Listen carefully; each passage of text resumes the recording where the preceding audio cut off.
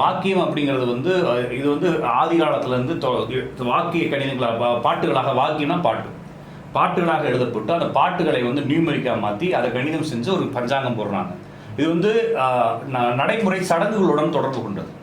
ஓகேங்களா?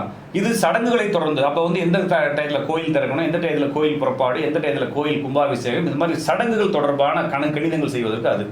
நம்ம தனி மனித ஜாதகத்தை பயன்படுத்துவதற்கு வானியல் கணிதங்களை பயன்படுத்துறாங்க. இது வந்து சடங்குகளுக்கும் அதுக்கும் தொடர்பு கிடையாது. இது நாங்க வந்து என்ன செய்யறோம், ஜோசிக்காரங்க திருக்கணிதம் சொல்லிட்டு இது 700 ஆண்டுகள் 800 ஆண்டுகளுக்கு முன்னால 2ஆம் ஆரிய பற்றாலே உருவாக்கப்பட்டு அதுக்கு பயன்பாட்டில் இருக்குது. நம்ம தமிழ்நாட்டை தவிர மீது எந்த நாடுகள்லையும் இந்த வாக்கியத்தை பயன்படுத்தல, நிப்பாட்டிட்டாங்க.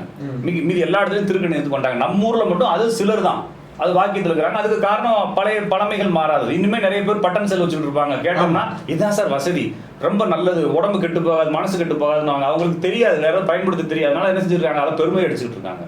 அப்போ அது போல திருக்கணிதம் என்பது ரியல்லா நடக்கிறது. திருக்குனா பார்த்து, அப்போ பார்த்து முடிவு செய்த கணிதம். அப்போ திருக்கணிதப்படி கும்பத்துல இருந்து சனி போன ஒரு 5-6 மாசத்துக்கு முன்னால மேல போச்சு.